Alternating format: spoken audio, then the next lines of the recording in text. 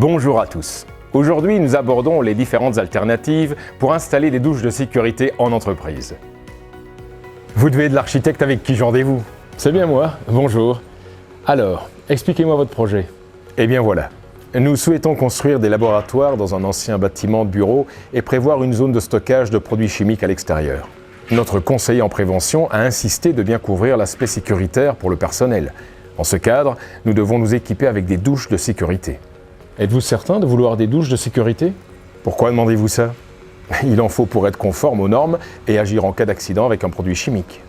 Bien sûr, mais l'installation des douches de sécurité à eau peut parfois être compliquée et il existe des alternatives.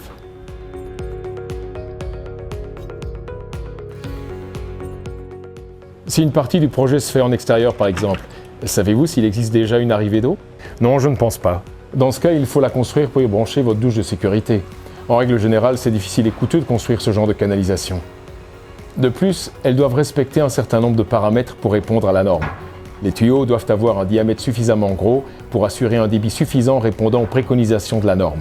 Elles doivent également être chauffées ou tout du moins protégées du froid pour éviter le risque de gel en hiver, d'où la difficulté. Ah oui, quand même. Eh bien, heureusement, nous n'aurons pas ce genre de problème à l'intérieur. Non, mais d'autres difficultés peuvent surgir. Entrez.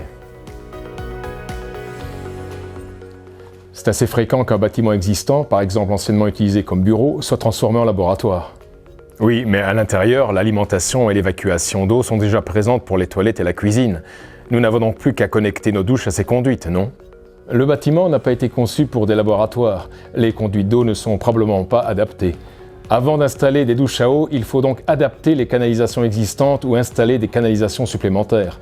Ce n'est pas forcément évident et nécessite un travail de gros œuvre.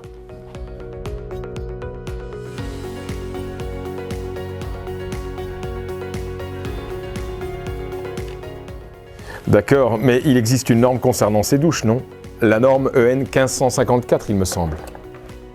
C'est correct. Vous permettez que je vous montre? Cette norme EN 1554 se décompose en 6 parties. Les parties 1, 2, 5 et 6 concernent les douches corporelles et oculaires avec un raccord à l'eau respectivement dans les laboratoires et sur les sites industriels et logistiques. Les parties 3 et 4 sont les douches corporelles et oculaires sans raccord à l'eau, c'est-à-dire les produits alternatifs. Pourriez-vous m'expliquer les douches à eau de sécurité, donc les parties 1 et 2? Bien sûr.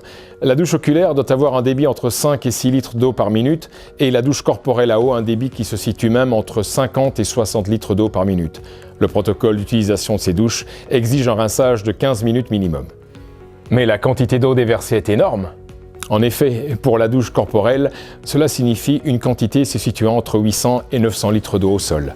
Et il ne faut pas uniquement prévoir des arrivées d'eau très importantes pour approvisionner les douches, mais aussi une évacuation d'eau très performante. Je comprends. Très peu de bâtiments doivent être prévus pour accueillir une quantité d'eau aussi importante. Vous n'imaginez pas.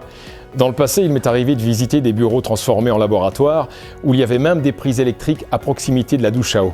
Donc, dans ces cas-là, en plus de la contamination chimique, vous ajoutez le risque d'une électrocution. Oula, mais c'est dangereux. Ne m'aviez-vous pas parlé d'une solution alternative à tout ça?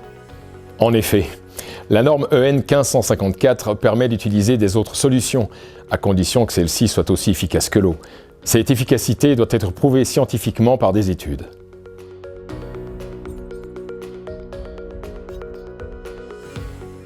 Une alternative pratique, performante et 100% conforme à la norme EN 1554 sont les dispositifs de la gamme d'Ifotérine.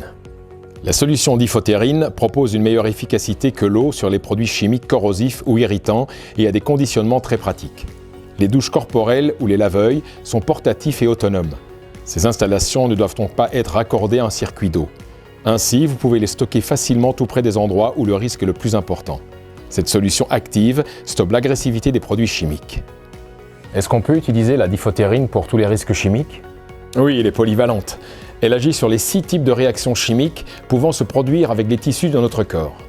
On peut donc l'utiliser sur la famille des acides, des bases, des produits oxydants, des produits réducteurs, des solvants organiques ou inorganiques et enfin des produits alkylants et chélateurs. Son efficacité lui permet, avec une quantité de seulement 5 litres, de décontaminer un corps humain dans son entièreté ou 500 ml pour décontaminer un œil. Sachant cela, quelle solution préférez-vous?